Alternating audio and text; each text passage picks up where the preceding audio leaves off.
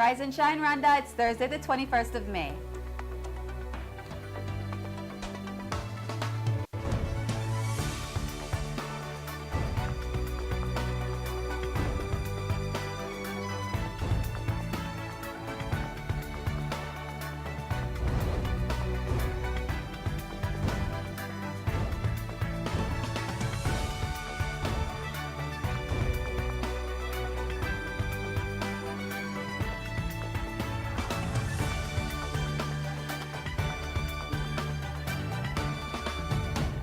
Coming up on today's Rise and Shine Rwanda. ICT remains a flagship sector in Rwanda, and we take a look at this latest business fair. Worried about money fraud? Well, we meet a business that's here to regulate this problem. And a look at the new release and a cult classic in this week's movie review. Good morning, it's just after 7 o'clock in the morning and you're watching Rise and Shine Rwanda with me, Regis Isheja. And me, Makeda Mahario. Over the next hour, we'll be bringing you the latest news, business, and sports headlines from here in Rwanda and around the world. And of course, the Rise and Shine team are here with us in studio. What's going on in the world of business? Well, in business, I mean, most people have been worried about their money fraud, cyber attack has been like crazy lately, right? So we get to talk about a business that basically making every necessary move to make sure that our money is safe and our transactions are safe from cyber attacks. Really good stuff. Good. Actually, that's something we should definitely pay attention to. Right. All right, Arnold, what about in the world of sports? It's going to be a busy sports weekend, especially here in Rwanda. Rwanda versus Uganda under 23 Amavubi at the Amahoro Stadium, and the Kigali Pace Marathon is around the corner. Right. Same weekend. Who's participating in the marathon here? It looks like, yeah. Well, I want to, but it's finding the time to go to Yeah. and you know, register. And Oh, but all you of can that. register I found out too late about it. With yeah. mobile money. You can register on your phone. Okay, let's talk about that after. All that and more is still to come, but first, Rise and Shine story of the day.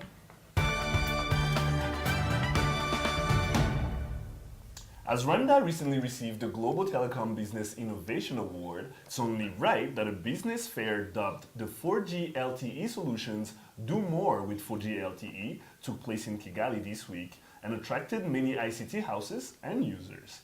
The event couldn't come at a better time to show what's next in that sector for the country. Take a look. 5 important things to make your solution work well. The first, 4G LTE infrastructure company Ole Rwanda recently showcased different 4G-based solutions in a business fair in Kigali.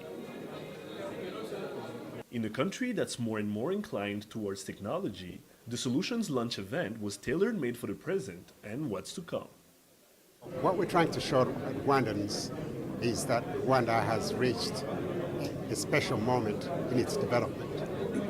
We have the fastest internet on the continent. There are many developed countries which envy what we have here.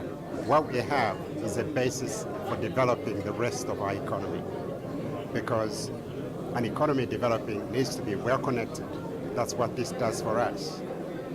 It gives us the opportunity to change a lot of things that we could not change before, like our education system, our health system, transport system, anything you like to think of. It gives us that opportunity because we can do everything smartly from now on. Jointly invested by the government of Rwanda and Korea Telecom, Ole Rwanda is in line with what's next for Rwanda, and as an ICT hub, the country takes its pioneering role in Africa quite seriously. Le mois de mai, nous l'avons baptisé le mois du broadband. On va informer le public sur les opportunités qui sont présentes dans ces technologies du 4G, qui permettent beaucoup de solutions qui sont déjà disponibles, que les gens peuvent déjà utiliser aujourd'hui avec la 4G. Certaines solutions sont très lentes dans d'autres technologies, mais sur la 4G, ces solutions sont beaucoup plus rapides. Un exemple, c'est par exemple le CCTV qui permet à voir, donc tu peux voir à distance ce qui se passe à la maison, au bureau, et tu peux avoir ça à partir de ton téléphone, tu peux le voir à partir de ta tablette. Donc on veut créer un peu plus de connaissances, on veut que le public le sache et qu'il sache que ces solutions sont déjà disponibles au Rwanda et qu'ils peuvent en bénéficier déjà aujourd'hui. As Rwanda recently received the Global Telecom Business Innovation Award, this event couldn't come at a better time to show what's next for the country. Alors le but global, c'est vraiment d'éveiller cette curiosité et avoir beaucoup plus de gens qui utilisent le broadband. When we started rolling out this 4G, which was around about December 2013, the goal was to cover 95% of the population by 2017. We are on track. We've finished Kigali. We've done four of the major cities outside Kigali, and we're continuing to roll out. So by the end of that period, we should have most of the country, 95% of the population, covered. ICT remains a flagship sector for the country. Regis Isheja, Rise and Shine Rwanda. With current market situation. This was a good event. I mean, I wish you guys would have been there because the gadgets that were there, they were showing us, the leaps and bounds that Rwanda has made when it comes to, pioneering this whole thing. We're respected in Africa for having 4G LTE. Now, your experience individually, I mean, when you go to places here in Kigali or you're working, remotely, what's the 4G LTE experience like for you? I'm one of those who are kind of skeptical about the 4G LTE. Like, it's 6 months ever since they launched the 4G LTE. That's last December. And it has not, I think when he talked about them being on track, I have my questions and doubts about that. Because even Kigali itself, majority of the people are still using 2.5 and 3G. And 3G LTE. So the 4G LTE is not yet affordable to so many people. And then it's in specific places because you can't use 4G LTE outside Kigali yet. So which definitely is not on track. Yeah, and it's really fast, but then it's not affordable. Not everyone can use 4G LTE yet. Speaking of what you just said, I know guilty. I'm one of those like Wi-Fi, people who I just go to places because of It's Wi-Fi. all of us. Don't feel bad. Don't feel bad. It's okay. Apart from people that use Blackberries. And I'm impressed by the fact that they've gone all out, and now they're in places like Simber. While you're shopping, you can even use their internet. It's really, really good. And like and you in said, the buses, exactly. It is fast, but like he said, it's limited to very few Now, places. Makeda, a friend of mine recently told me, actually at the event in itself, told me that they were in Nairobi not too long ago, and the 3G over there, because they don't have higher than 3G in Nairobi right now, the 3G over there is faster than our 4G LTE.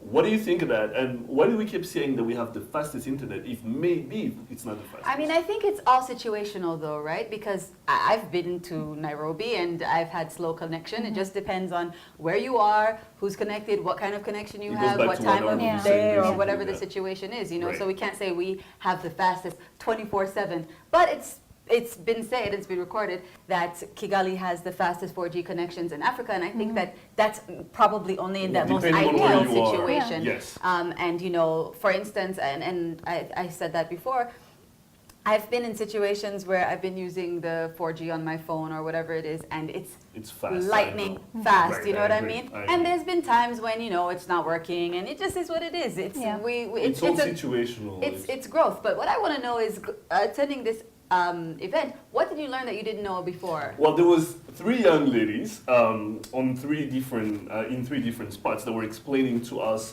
how to make the CCTV thing work, where it's basically cameras that you can monitor from wherever you are, at your home, at your office, wherever you are. Basically, you can monitor what's happening. And I thought that was great because, I mean, at times you have infants, like you have young kids, and you want to make sure that they're well taken care of because, they have a guardian or something.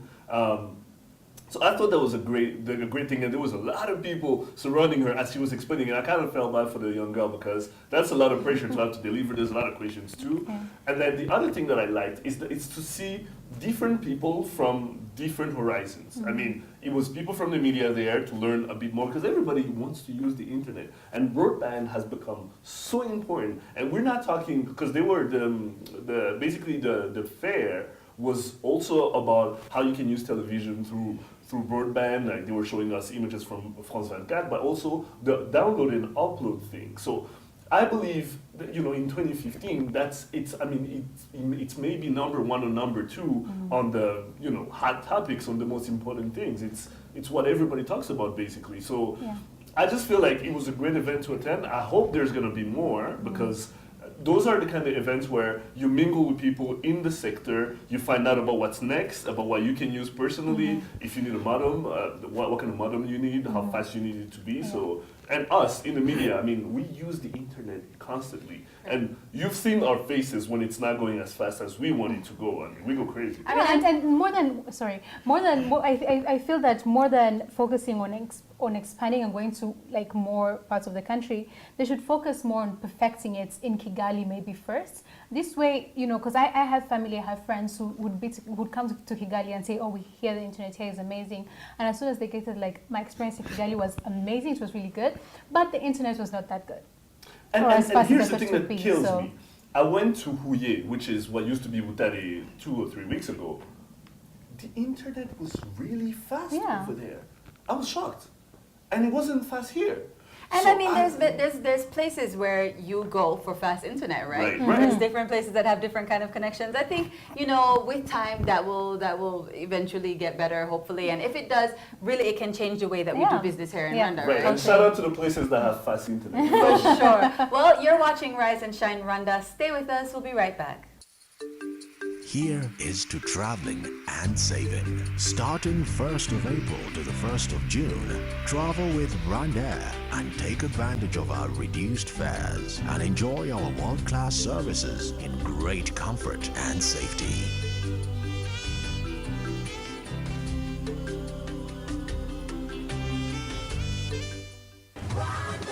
Fly our dream to the heart of Africa. Welcome back to Rise and Shine Rwanda. Let's get to today's business news. Fidelis Karangwa has the details.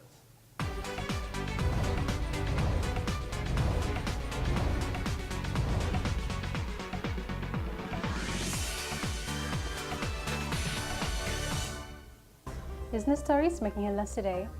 Rwanda will soon establish multi-service business centers in Brazzaville to help foster trade relations with the Republic of Congo.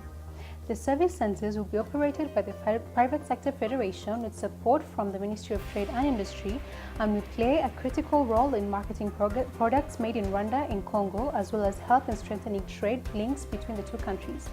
They'll also handle shipping arrangements and other support services that are involved in the export sector.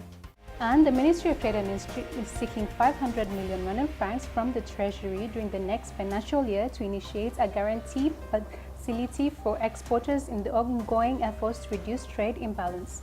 Officials at the ministry told members of parliament that the money will be placed in a bank to subsidize loans that are given to exporters and make it possible for them to get loans that they would otherwise be denied by the banks. Although this is a small amount of money, they say it will help to encourage exporters to venture into more trading at foreign markets. Now, as Rwanda continues to make giant strides in the use of ICT, cyber attacks continue to occur frequently and result in serious financial consequences for businesses and government institutions. Well, we visited one business that has made it its first priority to ensure safety of our money. Take a look. Cybercrime rates in Rwanda are not as alarming as they are in the rest of the world due to the average internet penetration. But it is important that the fight against cybercrime starts right now, right? Well, this company is doing just that. Mobitash is a payment service provider that has a variety of services, and you don't have to have a bank account or a mobile phone to be able to transact. And it is independent of mobile networks. That is, you can use it on each and on any mobile network that you're using that are operating in the country. So how are they different from any other company? By adopting biometric authentication, they're able to ensure security of their clients' money by personalizing everything from fingerprints, facial recognition, and voice recognition to each of their clients' accounts. Basically, we have 3 channels. First is web, another is Android. On Android, you have many devices. Then there is also, for customers who doesn't have smartphones, they use SMS. So there is some short codes you put in your SMS, then you access the platform and you get the services. So let's start with the web. So the web is like you have your laptop or computer, internet enabled. So we have our agent application. So the agent application is just right here. With also a fingerprint reader. Fingerprint reader is just this one. Okay, so an agent with a laptop, internet enabled with fingerprint, he can serve the customers. So with MobiCash Financial Services, so from there we just list the MobiCash, like cash in, cash out, transfer money.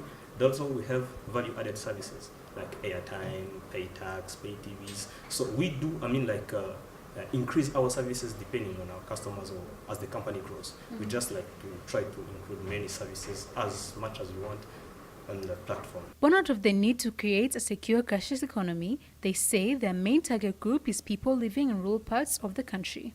That's the group of people we are targeting mainly, because these are the people that haven't had the chance to get the banking services and financial services closer to them, because either of the geographical location or because of lack of literacy. And this is like our major target. What we are doing is we want the unserved, these that don't have these financial services, access these financial services through MobiCash. As businesses like these grow in the country, they will facilitate protection of the public and institutions against money fraud in the future. Karangwa Fidelis, Rise and Shine Rwanda. And joining us now in studio are Chusa Charles and Mutesi Patience from MobiCash Rwanda. Welcome, guys, to the show. Thank you. So I'm going to start with you, Charles. So we basically have already understood how some of the things that you guys do to ensure the safety of our money. But how does someone approach you? How does someone get basically involved, or how do they start banking or saving their money with you? Basically, let's assume I'm here with my money. I approach you. How does this also process go down? Normally in MobiCash, we have 4 kind of people who approach us. The first one, they are clients. They're the one we are serving. It is the population of Rwanda. Then the second one, it's an agent who comes and becomes a MobiCash teller. For an agent, now he opens an account with MobiCash, deposit the money on the bank account, and comes to us, and we load his money on the MobiCash account so that he can start to sell the MobiCash services, because he is the main person that MobiCash is built on. Then we have a third type of approach that you have. It's a merchant, shops, supermarkets, coffee, those people where people can go now and spend their money. So we give them accounts that a client, when goes there, he can make a payment with MobiCash account. The last one, they are the super agents. We call them aggregators. They are the one who can have many agents under them. Then with them, they open one account with MobiCash and gives a several kind of agents accounts, so that with agent, a person can come to deposit money or withdraw the money or access all the family of services that we give MobiCash, because we have a lot of services that we give around the client. Perfect. Now, Patience, you as the marketing manager, you guys are clearly still new on the market, but how is the competition like so far? And do you think that the Rwandan people are ready for this kind of services that you're offering? The Rwandan people are ready for the service because they actually need it the most. They need a secure way of doing transactions, but the market is so saturated with already existing MNOs who are doing certain products that are kind of similar, though they are not the same. So the challenge we face is trying to convince our clients to consume a new product that kind of has some similarities with the already existing operators. That is a big challenge, but we are ready to take it on hard on. There's no business that starts easily. So I guess, yes, we are ready. Yeah. Perfect. And Charles, so anybody can become an agent, right? Anybody. Yeah. So how many agents do you have already on the ground working at the moment? And are you in Kigali only, or are you actually also outside of Kigali? As MobiCash motto says, it's for everybody. So which means we serve the whole population with the whole country. But now our agents are in Kigali, and few of them are in rural areas. Like in Kigali, we have more than 30 agents. And in rural areas, we have 15. We are planning to grow big, but exactly we have now a new deal which is going on of microfinance, and with them now we can grow and reach the whole population in the whole sectors, district of the whole countries, and that is coming very soon. Perfect.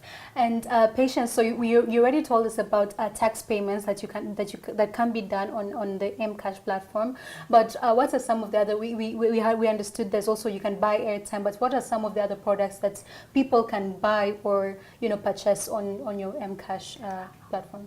With the Mcash product, you can pay TV, that is DSTV, Canal Sat, Star Times, and then you can buy electricity, you can buy airtime from all the networks, and you can still pay your Rwanda revenue non-fiscal taxes in just 1 second instead of queuing up at the banks and all those long procedures. Yes, at the moment that's what we have that is operational, but we are looking to expand these services and have as many services as we can on our platform to make it a one-stop center for each and everything. You want to buy some things online, you just click on the menu and then it says, do you want to pay with MobiCash? Do you want to use the way you see other operators? Yes, yes. It is going to be in that menu in very soon. Really nice. Now, Charles, back to you. So we know electronic platforms, as much as they're gaining a lot of momentum in Rwanda, we still have a problem with our ICT. It's not as good as it is, especially when it comes to internet connections. Aren't you worried that this is going to affect your business or how you run your business? And how are you going to address this challenge in the future to ensure that your transactions run swiftly? Normally, that's why we have different type of channels. When we come from Android, we go to the web, we go to the SMS, we go to the USSD. It's us trying to address all kind of channels so that when one is down, we can go to another one. Let's say for an SMS doesn't require internet connection. So for a client, he can serve himself with an SMS. USSD is the same thing. Now, when it comes to agents, we know that sometimes they need they use Android devices, you've seen. But when some of them, they can say we are not comfortable with Android because sometimes... Especially the people in rural areas who don't even want to use an Android phone. Exactly. Yeah. We now bring other devices, and we've already brought some of them we are testing, which uses really a small kind of data, as in it uses a low data so that it can serve in the rural areas independent of the network that it's connected to. Now with that, we know it can be a good solution to the rural areas. With the technology advancement today, where we have updates coming every day, you see a new phone every day with different features, this is where MobiCash actually comes in and is offering so many solutions to back up the security. That is why we have voice biometrics, we have fingerprint, and we are developing the facial recognition. So even if you use your PIN, you have something to back it up. Exactly, you have all three things to back it up. Exactly. So you won't have someone saying, okay, maybe my wife stole my PIN and then she withdrew all the money. Or I sent my son the other day and he kept the PIN, so maybe he came and withdrew the money without my knowledge. So that is how we were trying to go with the times. Perfect. Now, lastly, before we wrap up, what are you planning for the future? What should people expect from MobiCash in the near future? What people should expect, a service provider that gives reliability, accessibility, and a secure platform where your money is safe, and trust me, you'll thank us later. Okay, perfect. Thank you guys so much for coming to the show. Thank you too. Well, you're up to date today's business headlines. Post news coming up next in just a minute with Ono Kwizera. Welcome back to Rise and Shine Rwanda. Time now for your sports news. Arnold Kwizera.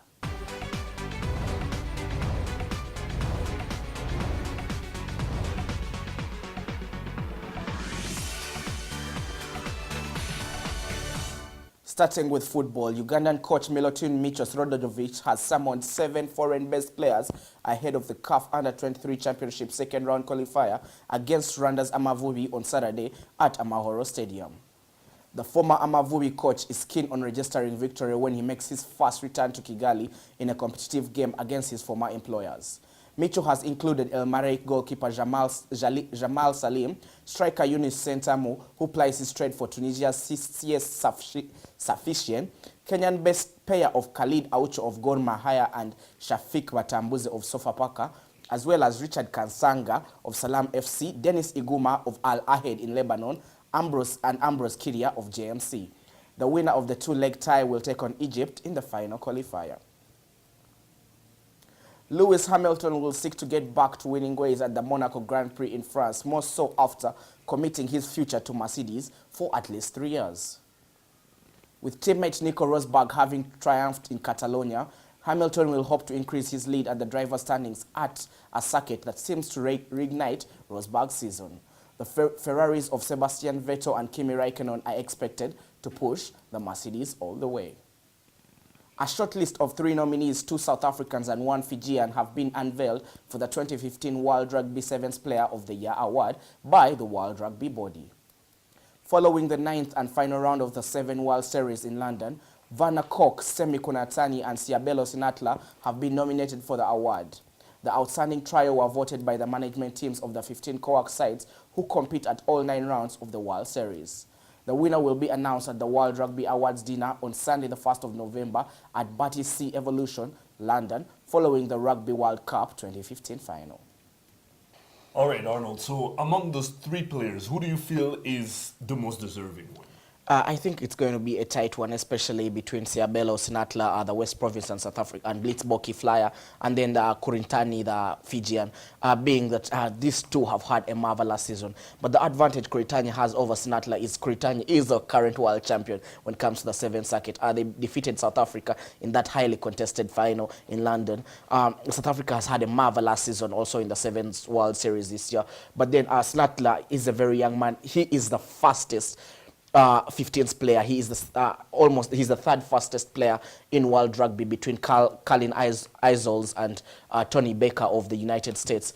And he has had a fabulous season. When you look at Vanna Koch is a player you don't believe should be playing the 7th game, especially by his size. He is a very big player, traditionally a flanker in the 15th side of the game. So he's not a player you expected to explore, but his sidestep, his strong hands have been an advantage.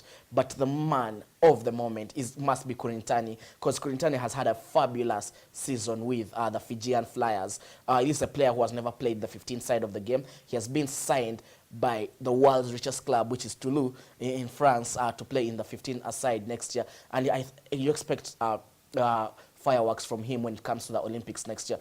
So any of these players is deserving enough to win this title. So to me, I'll go for a two-way between Sinatla and Kurintani, the Fijian. All right, so the big game between Rwanda and Uganda under 23, where do you see the tides leaning towards, or do we have a chance of winning this one? I think if Rwanda comes out of these two-leg ties, it will be thumbs up for coach John McKinstry, because this is his biggest test to date. When you look at the Ugandan squad and you compare with the Rwandan counterparts, massive gap in experience. When you look at the likes of Eunice Sentamu, who have been called up to the Ugandan team, these are players who played at the Chan African Cup last year in South Africa. Uganda has vast amount of experience, the likes of Dennis Iguma. Iguma was voted the best player at the Gothia Cup 4 years back. Now the Gothia Cup, for those who don't know it, is the biggest youth football tournament in the world. So Uganda has vast amounts of talent and experience taking on the Rwandan team. And I think the last time these two sides met at this level, under 23, was last year, and Uganda won that at 8-1 on aggregate, winning 5-0 in Kampala and 3-1 here in Kigali. So it's going to be a very tight match for Rwanda. I think it's going to show us the progress McKinstry has had, and it's going to be his toughest test to date. Finally, I wish I was in Monte Carlo, because I know the Monaco Grand Prix is taking place this weekend. Who has more chances of winning? I think, before that, Lewis Hamilton has just signed a contract of £643,000 I just saw that. It was £3,000 per week. 643. That's a staggering sum. He has committed his future to Mercedes. I think it's going to be again a Mercedes versus Ferrari. Alonso is not scoring points. He expects to be on the points chart this weekend, but that's the man to beat right there, Lewis Hamilton.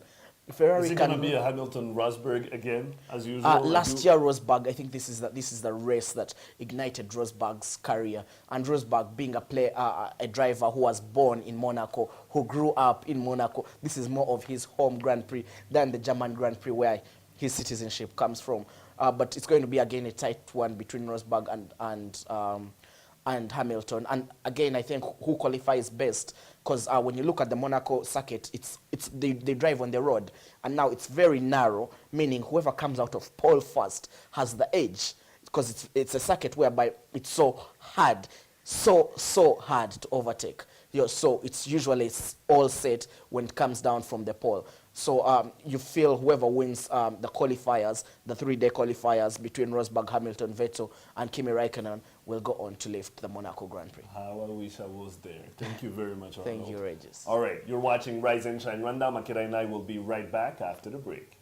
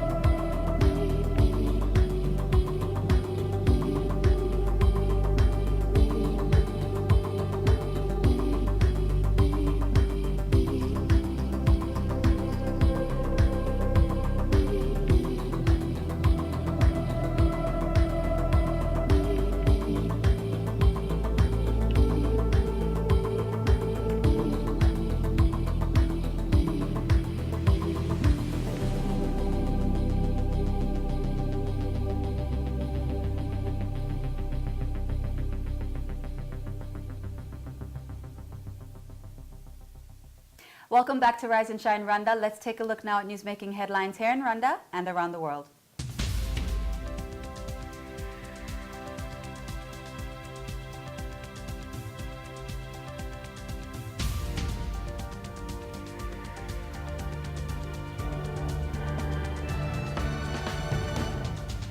The Ministry of Trade and Industry is seeking 500 million Rwandan francs from the Treasury during the next financial year. The money will be utilized to initiate a guarantee facility for exporters in the ongoing efforts to reduce the trade imbalance. Officials say that the money will be placed in a bank to subside loans that are given to exporters and enable them to get loans that they will otherwise not be approved for. Nyabihu and Musanze district residents are optimistic after a project designed to alleviate the effects of climate change and curb disasters has shown signs of progress.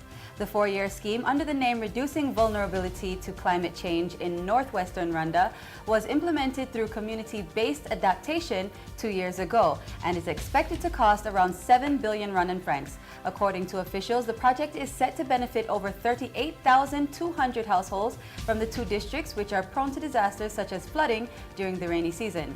The main activities being carried out include tree planting, erosion control, and relocation of people living in high-risk zones, among others. Police have warned against illegal mining activities, which increase the risk of disaster-related fatalities. The call comes after an accident that occurred days ago involving an illegal miner who drowned as he tried to wash minerals he had extracted from a mine in Rutagarasel in Ngororero district. Residents around mining concessions have been advised to steer clear of illegal mining in order to avoid such accidents. Mining companies and cooperatives have also been advised to provide protective gear to their miners whenever they are on duty. By law, illegal mining and unauthorized mineral exportation is punishable with either a term of imprisonment between 6 months and 1 year, a fine between 3 million and 10 million Rwandan francs, or both. According to the government and the UN Refugee Agency, Burundian refugees in Rwanda face no risk of contracting any epidemic amid confirmed cases of cholera among those in Tanzania. It's been reported that 17 Burundian refugees in Kigoma region in Tanzania have died from an outbreak of cholera as a result of poor sanitation in temporary camps. Officials say that although there can be unavoidable cases of isolated illness, given the reality on the ground, there has been no epidemic in Rwanda since the refugees started arriving. And in international news, a suicide bomber has killed himself and 7 other people outside a livestock market in northeast Nigeria. It is the second suicide attack in northern Nigeria in less than a week. Last week, at least 9 people were killed in Yobe State when a woman blew herself up at a bus station. Although no one has claimed responsibility, the militant group Boko Haram is suspected to be behind the attack. Locals at the entrance to the market were suspicious before the blast and tried to prevent the bomber going in when he detonated explosives strapped to his body. The attacks come as the Islamic insurgents are under increased pressure from the Nigerian military.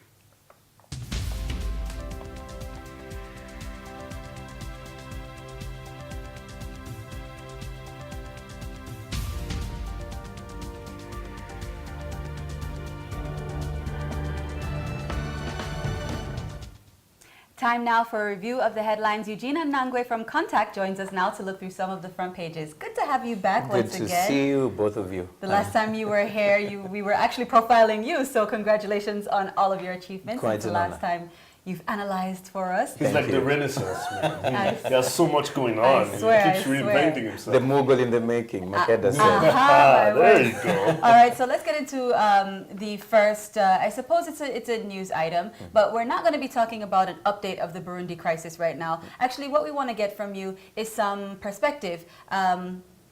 I think, you know, as someone who is part of the East African community in your own way, because you're living in Rwanda and you're originally from Kenya, what is your thoughts on what the East African community's responsibilities are to ending the Burundi crisis or to assisting the Burundi crisis? This is a good question because I would compare basically what's happening in Burundi to the crisis we had in 2007, 2008 during the post-election violence. And the comparison here is not of what particularly happened in Kenya, but the role of the regional blocs or the international bodies in helping solve a crisis like this one. And I must tell you that I'm afraid that the regional blocs that we have today seem not to have too much power to solve or to bring to an end some of the crises that we see in the region, like in Burundi right now. For instance, in Kenya, we saw a lot of killings that went on until the time when now we could see the Kofi Annans and the other mediators coming in. The case of Burundi is almost similar to that. It's almost the situation where we see today the role of smartphones, where someone sees an incident, instead of saving that person, they go ahead to film that because they want to post it on Twitter or on social media platforms. So it's almost the same situation that is happening in Burundi. The question that we have today is, what powers, what authorities do these regional blocs have over these individual member states who have sovereignty already? Because you may not expect to see much being done by these regional blocs because each individual member state is an independent country on its own, governed by its own constitutions. And that is why maybe, and just maybe, we are seeing some of the leaders in, or those officials, top officials in these regional blocs, only making statements saying that we urge the people of Burundi and the people involved to exercise restraint and ensure that there is peace. But that's not enough. We need to see more of action in terms of supporting or protecting the civilians of these countries when it comes to these kind of things that are happening there. We have the East African Standby Brigade. Where is it? Up to today, it hasn't done, or we haven't seen much of its role in the region. So these are questions that each and every individual in the regional bloc, especially those who sit in these round tables to discuss regional issues, they should question those issues and see what do we do in order to avoid another post-election violence situation like we saw in Kenya 2007-2008 and another Burundi situation that we are seeing today.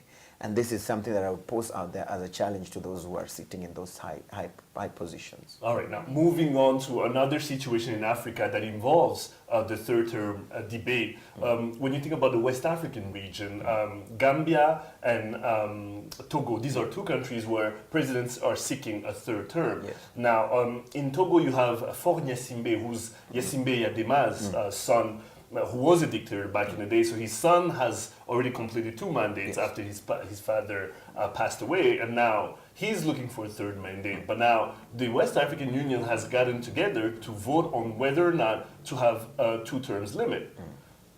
And when they got to the vote, it didn't go in their favor, and most presidents. And you can understand why we're like, no, let's give the people the power to the people and let them be the ones to decide if we should go for more than 2 or not. So what are you thinking? Is this becoming like a continental issue? Because we know what happened with President Blaise Compaoré in Burkina Faso. Yes. What's happening? You see, when I saw that debate or that particular news item that the West Africans want to set the pace for other African leaders to only serve for 2 terms. For me, my mind was like, look at these ones. It looked almost like these are just people who are seeking attention. Like, let's grab the headlines because this is what is going on right now, the issue of term limits. It was not going to happen. And I'm not shocked that that discussion has actually been dropped. They have put it aside. They've said, no, let's not even talk about that particular issue based on those 2 that you mentioned earlier on. But listen, the key issue here, again, is on the issue of sovereignty. This is ECOWAS. It's a regional bloc.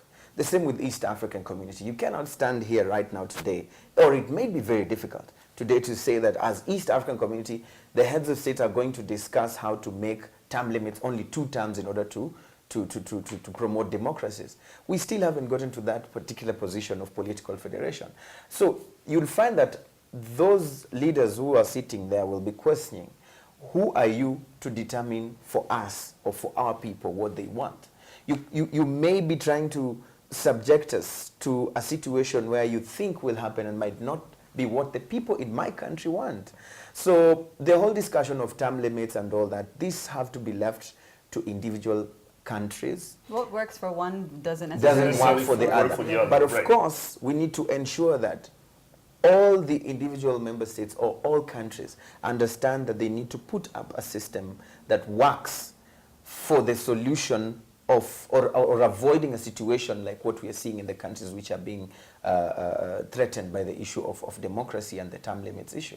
It should just be an issue of individual countries deciding what they want for themselves, and the leaders who are in position to always put the interests of their nations first. How ironic that in some countries you have the population that wants presidents to stay longer than in others. They want them to go as fast as possible. So, let's see how that happens. Yeah, and sometimes it's opposite. We have leaders who want to stay on, but the population doesn't want them. Yeah. Put the interests of your nation first. Right. Absolutely. Well, thank you so much. Thank you.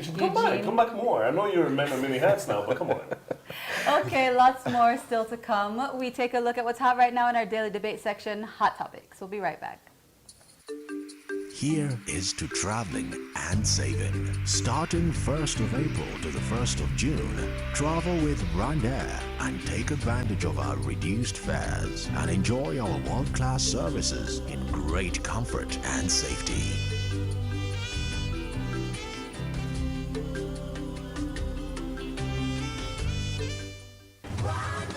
Fly our dream to the heart of Africa.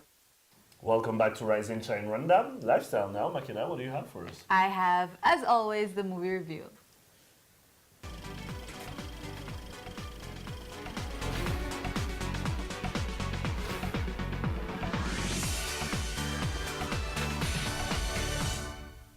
Okay, so we have the movie review, and let's start off with the new release. So this is coming out tomorrow, and this is something that I think Arnold will like, actually. Arnold and Reg, but actually it seems like a very interesting movie. Yeah? Let's just check out the trailer before I talk too much about it.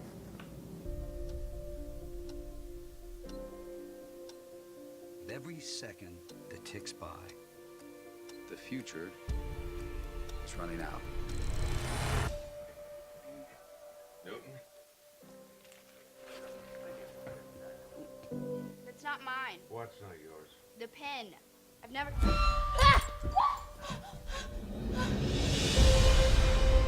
What if there was a place, Dad, I just need you to look at this. Does it look weird? a secret place, where nothing was impossible? You're not saying this! Casey, stop it!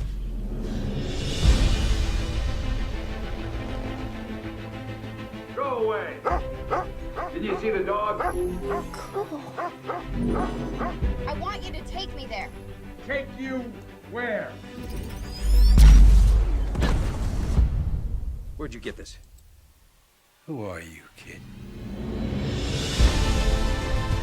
What you saw was a place where the best and the brightest people in the world came together to actually change it. We've been looking for someone like you for a very long time. Why? Did something happen over there? Something bad? They followed you here?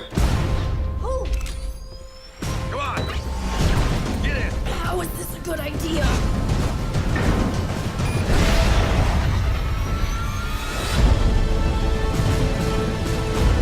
There's one way in.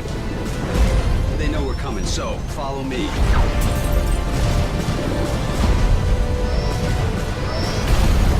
All the people, why me? He thinks you can fix the future.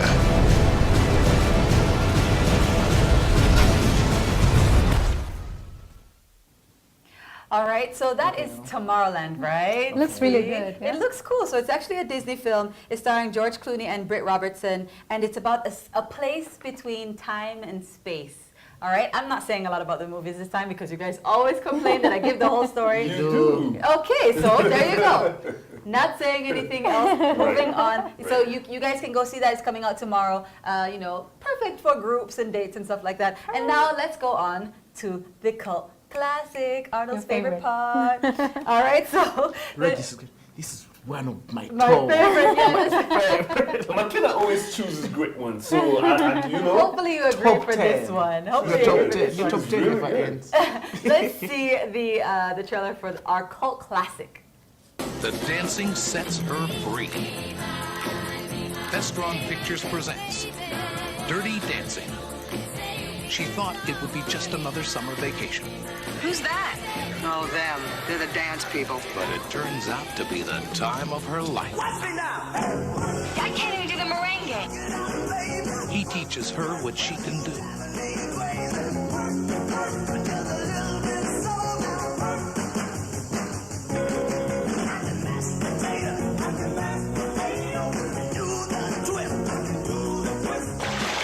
I'm not sure who you are, but I don't want you to have anything to do with those people again. Baby, I don't see you running up to Daddy telling him I'm your guy. Well, with my father, it's complicated. I will tell him. I don't believe you, baby. She shows him all he can be. You gotta stop it now. I know what I'm doing, Penny. I'm scared of everything.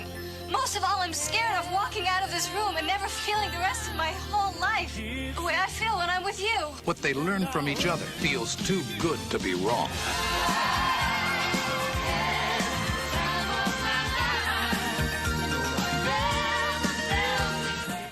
Yes. Oh, you're asking who? Cult classic. Of course, you have to be asking who redid the song. No, because So you don't know who sang it originally, do you? Actually, I don't even I know know myself. Anthony. I don't know myself. I was just trying to. He wants to make me look bad. It's like one of those really. I feel like all the dance movies that came after that we watched lately are basically just that was the foundation right there. Oh it is. man, It absolutely I is. loved that movie, and it has such a good soundtrack. Soundtrack, yeah. And believe it or not, you see Patrick Swayze there in the movie. Who is Whom I was that? sure How going to old marry, was like I Patrick told Swayze in the you. movie? Okay, apparently Patrick Swayze is her ex-boyfriend. Yeah, And I don't know. when I was like 5, I was sure. he had strange taste in men, but Flashbacks. that's You were for another 5 when show. this movie was I'm out. sorry. I suppose I loved the movie. I can't say that I had a crush on the guy though. Okay. But A lot of girls apparently- did back then. Yeah, he actually sang one of the songs on the soundtrack. Did you know that Patrick No. Swayze was a singer? Wow. But a lot of actors in the 80s were also Yes. David Hasselhoff. And It was an a couple interesting others. time for movies and music. Eddie Murphy was a singer.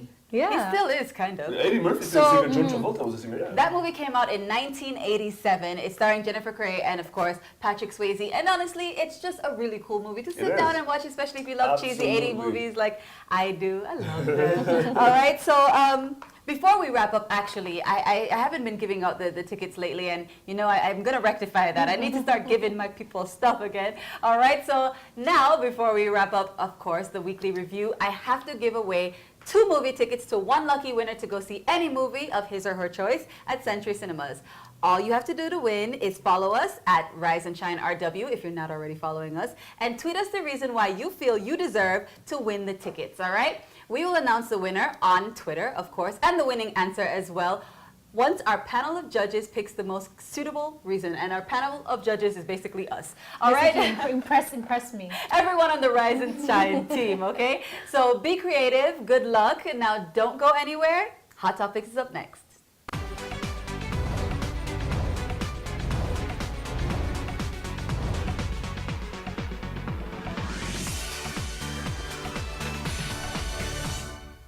Welcome back. It's that Hot Topics time again. As always, you can join in on the conversation on Twitter and, of course, on Facebook. Now, let's get into the first hot topic. This is a sad story, but it's a happy story at the same time. Bittersweet, I guess you could say. It's actually a man who was living in the States in Ohio, in Cleveland, Ohio. He has just been exonerated after 39 years of hard time in prison for a crime that he did not commit, okay? So he went to jail in 1975. He was only 18 years old for shooting and robbing, with 2 other men, for shooting and robbing someone.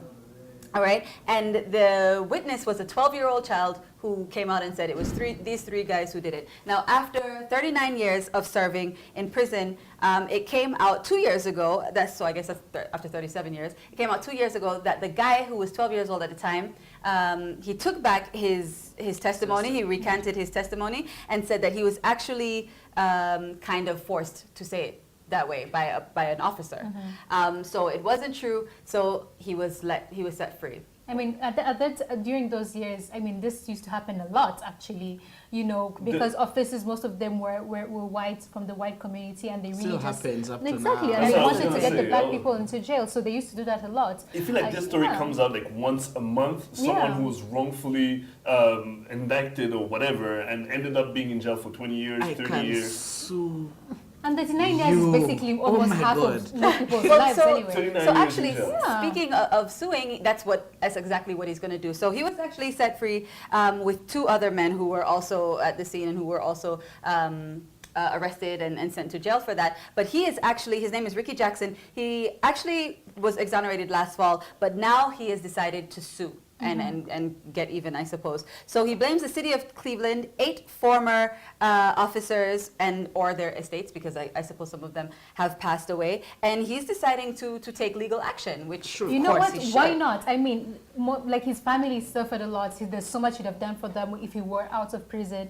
You know what? He should get his money. And there's another problem that comes with that, because you have to think about the fact that those who put him in jail and who waited 39 years are probably saying, that's not a good thing that he's out right now. I mean, certain things might come out. So he's not totally, safe out there. It's not a good thing. Well, I mean, it's 40 years, though. A lot of those officers who are probably much older than him, they may not be around, they may not be serving, they may have, I mean, you never know what it could be.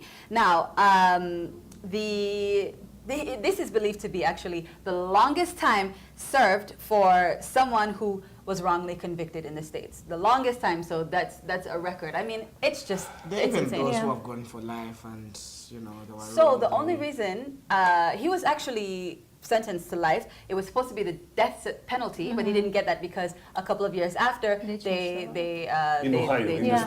Right. Wow. Now, speaking of records, let's go on to our next hot topic. President Obama is on Twitter under a new handle, POTUS, @POTUS, all right? Now... Feels like a TV series, right? Frank Underwood-ish. I suppose so. Frank Underwood, you mean the star of the Yeah, television police is show. on the run, police is on the... It feels like a TV series, seriously. Well, this is real life. So the President of the United States, or POTUS as he is called, has a new Twitter handle, and it actually belongs to the White House. Now, where the record comes in, he actually broke the Guinness World Record for getting the most amount of followers in the shortest amount of time. He got 1 million followers within 5 hours, all right? So he just got this, and he got so many tweets from famous people. Bill Clinton tweeted him a funny tweet, as well as, of course, the First Lady. And there was Joe Biden and, you know, different people.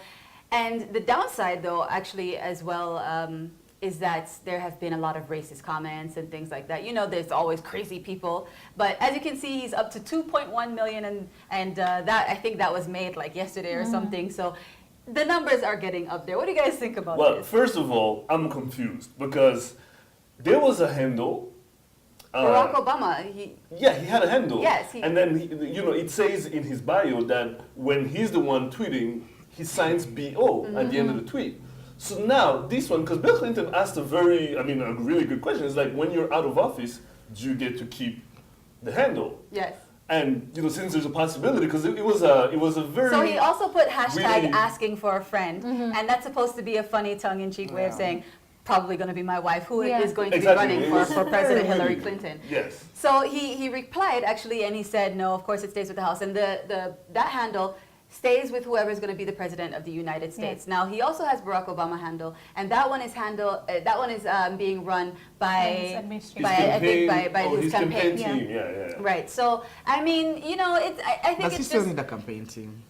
Well, he still has the Rich Jacksons of the world and those guys that run his team back in the days. But I'm saying, now that he's not running for anything after this. I mean, All I love about it is his sense of humor. He has a way of just making everything so relatable, so fun, and I think that's why he's loved. Well, let's see what he does with the handle, because he just opened it yesterday, the day before yesterday, and you know we have a cool president that's on Twitter as well who also does. I like the weird part where he went when he tweeted back to Bill Clinton and said, "Do you know anyone who would like to be FLOTUS?" Like. Yes, very funny, very funny. That was hilarious. Now, don't forget, we love to hear your thoughts, comments, and feedback on what we're talking about here on Rise and Shine Rwanda. Tweet us at Rise and Shine RW. Like us on Facebook and, you know, share photos, like our statuses. Go ahead and follow us on YouTube as well, Rise and Shine Rwanda. We're always uploading our shows every day. Follow us on Instagram, Rise and Shine RW. We're always posting behind-the-scenes photos. Or check out our Rise and Shine Rwanda website. Well, that's all the time we have for today. We'd love to hear your feedback and your thoughts on the show. You've been watching Rise and Shine Rwanda with me, Regis Isheja. And me, Makeda Mahario. We'll be back here same time, same place tomorrow, so please do join us then. But for now, from the both of us and the rest of the Rise and Shine team, The beautiful team. have a great day. Bye-bye. Bye. Yes.